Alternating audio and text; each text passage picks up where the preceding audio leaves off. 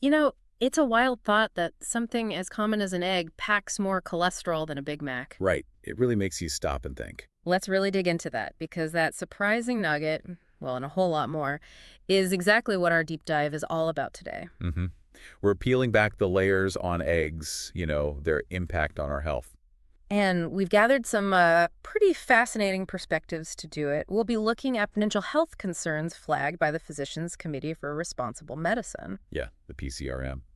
And then practical advice on keeping things safe from the FDA. Right, and explore the nutritional side of different cooking methods thanks to Healthline. It's definitely a multifaceted topic. You, the listener, you're probably juggling a few questions about eggs already. Like, are they actually good for you? What's the smartest way to cook them? And how do we handle them so we don't, run into any problems, like salmonella? Exactly.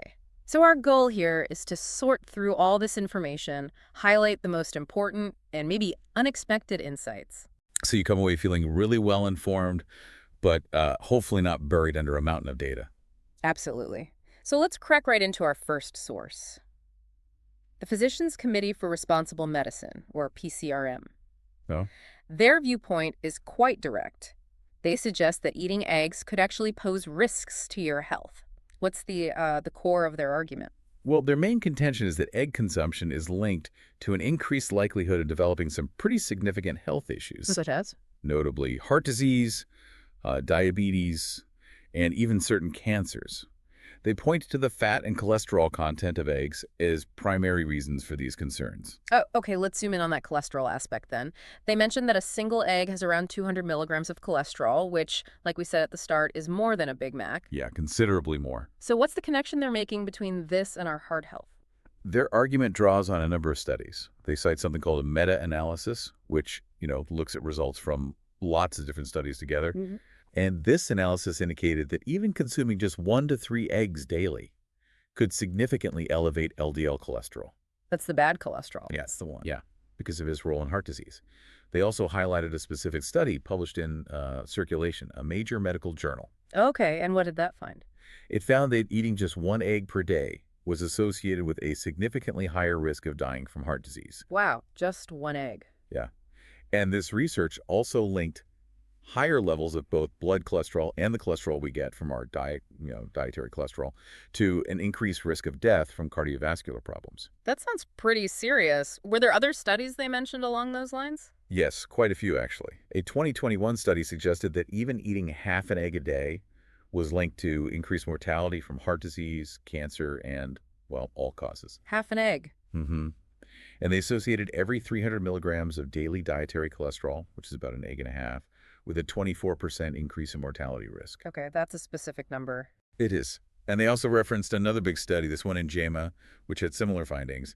Each 300 milligrams of dietary cholesterol was linked to a 17% increased risk of cardiovascular events and an 18% increased risk of mortality overall.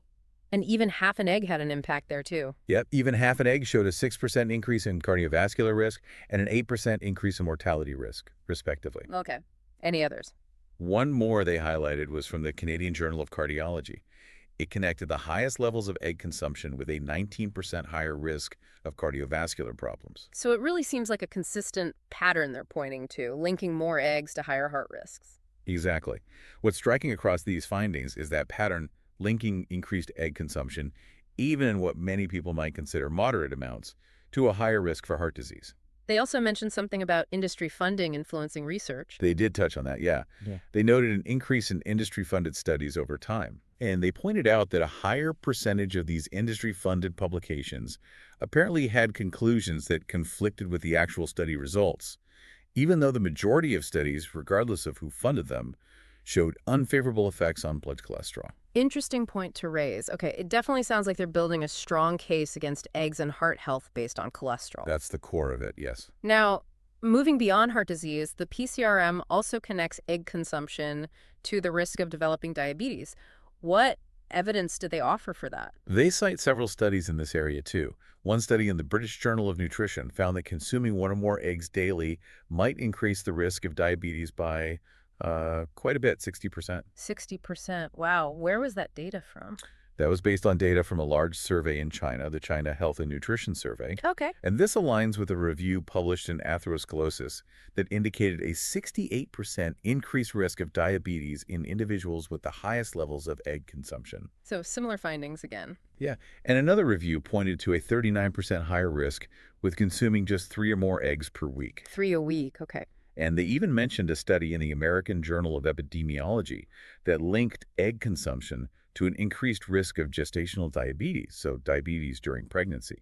So it seems like there's a recurring theme in multiple studies suggesting a link between eating eggs and a higher likelihood of developing diabetes, both type 2 and gestational. That's what the PCRM is highlighting based on this research, yes. What about cancer? That was the third major health concern they brought up. Right. The evidence they present for a potential link between egg consumption and cancer risk comes from, again, a variety of studies. There was a large-scale meta-analysis involving over 2.7 million people. Okay, huge sample size. What did that find? That analysis found that for each additional egg consumed per day, the risk of dying from cancer increased by 13%. 13% per egg per day. That's what the analysis suggested. They also mentioned a specific study focusing on prostate cancer. It showed a significant increase, an 81% increased risk of lethal prostate cancer in men who ate more than 2.5 eggs per week, compared to those who ate very few, like less than half an egg per week. 81%? That's a big jump. It is. And additionally, they suggest potential links to other cancers like ovarian, breast, and colon cancer, drawing from multiple sources for those associations. That's a pretty comprehensive overview of the potential health concerns raised by the PCRM. It's definitely a strong cautionary perspective. It really is. It's interesting, too, seeing their very specific recommendations for plant-based alternatives, like using scrambled tofu instead of scrambled eggs or flaxseed as a substitute in baking. Exactly. They're not just pointing out potential risks, they're also providing tangible options for people who might want to reduce or, eliminate eggs from their diet based on this information. And there was that quote summing it up. Yeah, from Stephanie McBurnett. It really sums up their perspective, describing eggs as a triple threat because of their high fat and cholesterol content combined with a lack of fiber. Right, the triple threat. And as we started with, it all kind of circles back to that surprising fact that one egg contains more cholesterol than a Big Mac. That's their key takeaway fact, yeah. Okay, so that gives us a strong perspective on potential health hazards. Now, let's switch gears a bit and look at our second source, Healthline, and their article on the healthiest ways to cook and eat eggs. Okay, different angle. Yeah. They begin by acknowledging the nutritional value of eggs, right? They don't just jump to the negatives. Yes, they do. They emphasize that eggs are indeed a nutritious food. They provide a good source of high-quality protein, various vitamins, essential minerals, healthy fats, and a range of other, trace nutrients. So a more balanced starting point. Definitely. Their focus then shifts to examining how different cooking methods can influence this nutritional profile, and importantly, how easily our bodies can actually digest the nutrients. They go through quite a few different ways to cook eggs: boiled, poached, fried, baked, scrambled, even microwaved, with a warning, though. Yeah, don't microwave them in the show, apparently. But what are some of the key insights they offer about how cooking actually affects the eggs? Well, one important point they make is that cooking eggs actually makes the protein they contain significantly more digestible. More digestible. How so? They refer to a study that showed a considerable difference in how much protein our bodies can use from cooked eggs, around 91% compared to raw eggs, where it was only about 51%. Wow, that's a big difference. Why is that? It's because the heat helps to break down the complex structures of the proteins, basically unfolds them, making them easier for our digestive system to access and absorb. Okay, that makes sense. They also discuss biotin, which is an important B vitamin, Right. and how cooking helps with that too. Apparently, there's a protein in raw egg whites called avidin. Avidin. Yeah, and it binds to biotin, making it unavailable to the body. But heat neutralizes avidin, it deactivates it, allowing us to absorb the biotin much more effectively. Huh. So cooking actually unlocks some nutrients, in a way. That's a good way to put it. It highlights that in some cases, cooking can actually enhance nutrient availability. But what about the potential downsides of cooking? They mention that high heat can damage some of the nutrients. That's correct. They explain that cooking at high temperatures can lead to a reduction in certain vitamins. For example, one study they cited found that the vitamin A content could decrease by about 17 to 20%. Okay, so some loss there. Yeah, and they also noted a decrease in antioxidants, ranging from about 6 to 18% depending on the cooking method used. So it varies a bit. It does. But interestingly, they point out that cooking eggs for shorter periods, even if the temperature is higher, tends to preserve more of the nutrients. Shorter time is key then. Seems to be. As an example, baking eggs for a longer time, like 40 minutes, resulted in significantly more vitamin D loss, up to 61% apparently. Whoa! Yeah, compared to quicker methods like frying or boiling, where the loss was maybe up to 18%. Still, quite a difference. Definitely. But despite these potential losses, they do emphasize that eggs still remain a rich source of these beneficial nutrients overall. Okay, good context. And what about the cholesterol issue that the PCRM focused on so much? How does Healthline address that in relation to different cooking methods? Right. Healthline acknowledges that egg yolks are indeed high in cholesterol, pointing out that a single large egg contains a significant amount, around 212 milligrams. So they agree on the amount. Yes. They then discuss how cooking eggs at high temperatures can cause this cholesterol to oxidize. Oxidize, what does that mean? It means it reacts with oxygen, potentially forming compounds known as oxysterols. And are oxystrols bad? Well, there has been some concern raised about oxidized cholesterol and its potential link to heart disease based on levels found in the blood. Ah, okay. So similar concerns to PCRM there. Not exactly. This is where Healthline makes a crucial distinction. They say that studies haven't actually demonstrated a direct link between eating eggs themselves, even with this oxidized cholesterol potential, and an increased risk of heart disease in healthy individuals. That's a really important contrast to the way the PCRM interpreted some of the research, isn't it? It absolutely is. It highlights the complexity and sometimes conflicting interpretations in nutritional science. So, given that nuance, what practical advice does Healthline offer for cooking eggs in a, let's say, healthier way? They provide 5 key recommendations. First, if you're mindful of calories, they suggest opting for lower-calorie cooking methods like poaching or boiling. Okay, simple enough. Second, they recommend combining eggs with vegetables. Add some spinach or peppers to your scramble or omelet for extra fiber and vitamins. That's tip. Makes it a more complete meal. Exactly. Third, if you choose to fry eggs, they advise using heat-stable oils. Think avocado oil or sunflower oil. They actually caution against using oils like olive oil or coconut oil at really high temperatures because they can break down. Right, smoking point matters. What else? Fourth, they suggest choosing more nutritious eggs like pasture-raised or organic options. They sort of imply these might have a slightly better nutritional profile, though that can be debated. Okay, the quality of the egg itself. And finally, number 5, they recommend avoiding overcooking eggs. This helps preserve their nutrients and also minimizes the potential for that cholesterol oxidation we talked about. So don't cook them into rubber. Pretty much. The main takeaway from Healthline seems to be that while cooking does impact nutrient levels and cholesterol, focusing on shorter or lower heat methods like poaching and boiling can help preserve nutritional value. And you seem less concerned about the inherent cholesterol for most people compared to PCRM. Right.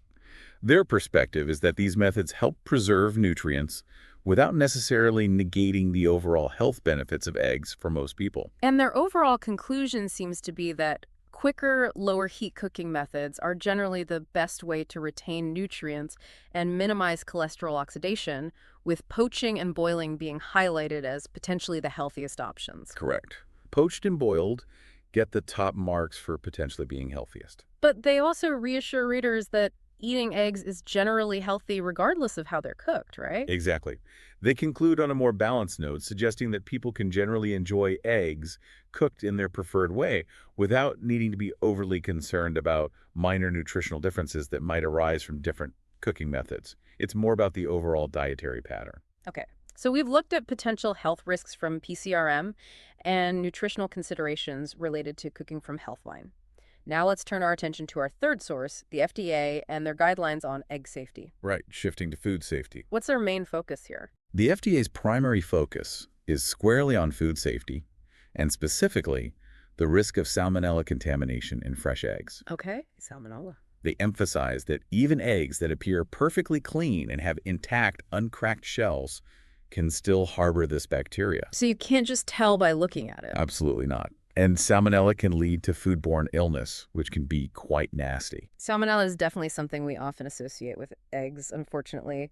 What kind of information does the FDA provide about it? What are the risks? Well, they describe salmonella as a common cause of food poisoning, basically. And they outline the typical symptoms, things like diarrhea, fever, abdominal cramps, sometimes vomiting, How soon after eating contaminated eggs would that happen? usually anywhere from 12 to 72 hours after infection. Hmm. And the illness typically lasts for about 4 to 7 days. Most people just get sick and recover, right? For most people, yes, they recover without needing specific treatment. But the FDA highlights that the infection can be severe enough to require hospitalization in some cases. Yeah, and it can even be life-threatening if the infection spreads beyond the intestines.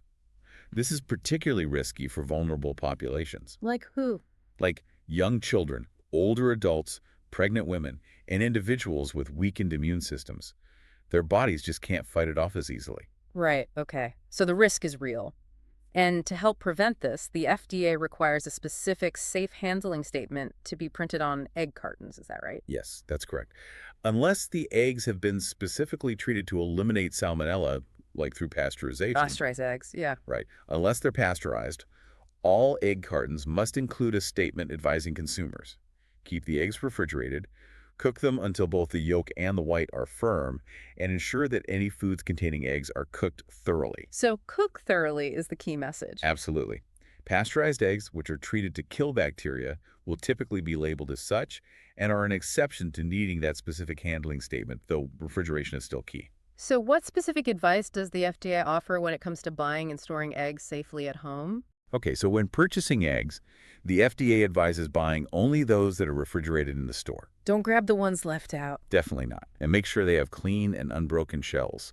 It's actually a good idea to open the carton in the store just to double check none are cracked or dirty. Good tip. And for storage at home, They emphasize the importance of refrigerating eggs promptly as soon as you get home. Keep them at a temperature of 40 degrees or below. how do you know if your fridge is cold enough? They actually recommend using a refrigerator thermometer to be sure. And store eggs in their original carton, apparently. It protects them and keeps them fresher. Okay, how long do they last? Use them within about 3 weeks for the best quality. 3 weeks. What about hard-cooked eggs? Hard-cooked eggs, whether they are still in their shells or peeled, should be used within 1 week. A week for those. Okay, can you freeze eggs? You can, but not in their shells. They should be removed from their shells first. You can beat yolks and whites together for whole eggs, or egg whites can be frozen separately. How long do they last frozen? Frozen eggs should ideally be used within 1 year. Good to know. And leftovers with cooked eggs? Leftover cooked egg dishes should be refrigerated as soon as possible Wow. and used within 3 to 4 days.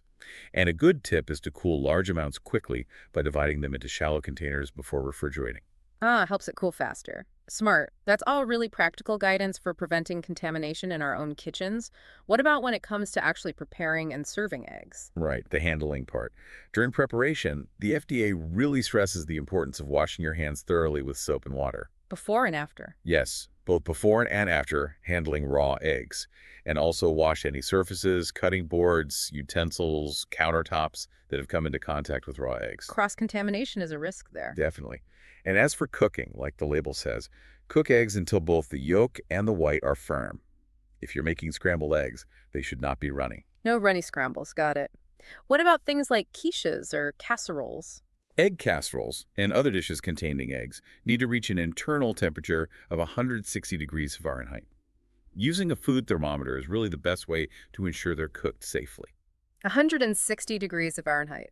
Okay, what about recipes that use raw eggs, like homemade Caesar dressing or some ice creams? For those recipes that call for raw or undercooked eggs, they strongly recommend using pasteurized eggs or egg products.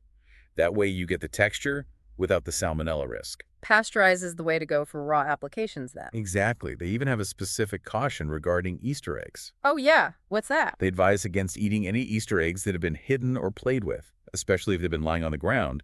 They could have become contaminated on the shell. Ah, makes perfect sense. Handle them, hide them, but maybe don't eat them afterwards. That's the safer approach. And what about after cooking when it comes to serving and transporting eggs, say, for a party or a picnic? Good question. Cooked eggs and egg dishes should be served immediately after cooking. If they aren't going to be eaten right away, they need to be refrigerated promptly. And if you serve them later? Then they should be thoroughly reheated to an internal temperature of 165 degrees per Fahrenheit before serving. Okay, higher temp for reheating. Yeah. And critically, they emphasize not leaving cooked eggs or egg-containing dishes out of the refrigerator for more than 2 hours. 2 hours max at room temp. Max. And if the outside temperature is hot, like above 90 degrees affect this summer picnic, that window shrinks to just 1 hour. Bacteria multiply really fast in that danger zone. 1 hour if it's hot. Good to remember. Any party planning tips? Yeah, they suggest keeping dishes refrigerated until it's actually time to serve. Use smaller platters that you can replenish from the fridge rather than putting out one huge bowl. Smart. Keeps things colder longer. Right. And keep cold dishes, like egg salad, on a bed of ice if they're going to be out for longer than 2 hours. Okay. And transport. Picnics, lunches. Use insulated coolers with plenty of ice packs or frozen gel packs to maintain a safe cold temperature. For school or work lunches, smaller frozen packs work well. Basically, keep cold food cold. Okay, so the FDA guidance is very clear. Handle with care, cook thoroughly, and keep cold foods cold. That really sums up their message on safety. So across these three sources, we've got quite a spectrum of information, haven't we? We really have. We've looked at potential long-term health risks from PCRM, the nutritional nuances, depending on how you cook them from Healthline, and these really clear guidelines on immediate food safety from the FDA. How do we bring all of this together? What's the synthesis here? That's the critical step, isn't it? Because it's clear that there are seemingly conflicting viewpoints, or at least different areas of focus. Definitely feels that way sometimes. You know, the FDA's priority is undoubtedly preventing salmonella contamination. That's fundamental food safety, a very immediate risk. Right, that's non-negotiable. Exactly. Then Healthline provides a more, let's say, balanced perspective on the nutritional aspects. Yeah. They suggest that while cooking methods matter a bit for nutrients and cholesterol oxidation, the overall impact of eating eggs is likely beneficial for most healthy individuals. Okay, a more moderate view on the nutrition side. And then you have the PCRM, who present a very strong case, highlighting the potential risks associated with egg consumption, specifically linking it to chronic diseases like heart disease, diabetes, and cancer, mainly due to fat and cholesterol. So, three distinct lenses: safety, nutrition cooking, and potential long-term risk. Precisely. So if we're trying to offer some actionable advice for you, the listener, listening to all this, what would be some key takeaways after considering all of this information? Okay, well, firstly, and maybe most importantly based on the FDA's focus, always prioritize safe handling and cooking practices. Wash hands, cook thoroughly, refrigerate properly. That prevents the immediate risk of salmonella. Rule number one, don't get food poisoning. Basically, yes. Yeah. Secondly, if you're particularly focused on maximizing the nutrients you get from eggs, you might consider the cooking methods that Healthline suggests. You know, lower heat, shorter cooking times like poaching or boiling may help preserve more vitamins and antioxidants and minimize that cholesterol oxidation. So think about how you cook them if nutrition is a top priority. Right. And thirdly, be aware of the potential associations that the PCRM highlights between higher levels of egg consumption and an increased risk of certain diseases. Acknowledge those potential risks. Exactly. This is where your own individual health status, your family history, your overall dietary needs, and maybe even a discussion with your doctor or a registered dietitian become really important. They can help you make informed choices about how eggs fit into your diet. So it's definitely not a straightforward yes or no answer when it comes to eggs, is it? There are a lot of different factors to weigh. Not at all. It's complex, like a lot of nutrition science. Thinking back through everything, what was one of the more surprising things, or maybe an aha moment, that stood out to you from digging into these sources? Well, what's particularly interesting, I think, is how Healthline pointed out that studies haven't really shown a direct link between eating eggs and increased heart disease risk in healthy people. That offers a really different perspective compared to some of the strong concerns raised by the PCRM based on other types of studies or interpretations. Yeah, that contrast was quite stark. And also just the sheer difference in protein digestibility between raw and cooked eggs, 51% versus 91%. That was a pretty notable point about how cooking changes food. Absolutely, that was eye-opening. So hopefully, having explored these different viewpoints, the safety, the nutrition, the potential risks, empowers you, the listener, to make more informed decisions about how eggs might fit into your own diet. That's the goal. This has been a really insightful deep dive, I think. As we wrap things up, what's a final thought you'd like to leave our listener with? Something to maybe chew on? Well, considering these different perspectives on something as common as every day as an egg, it really makes you think about how we navigate the vast amount of nutritional information that's out there, doesn't it? It really does. Information overload is real. So maybe the question for you is, what role do eggs currently play in your diet? And based on what we've discussed today, the safety, the cooking, the potential long-term links, are there any adjustments you might consider making? Or maybe you feel reassured about your current habits. Yeah, it's about finding that balance, It right? really is. Finding a balance that aligns with your individual health goals and, importantly, staying informed by considering information from various, sometimes differing sources. Yeah. It's about informed choice.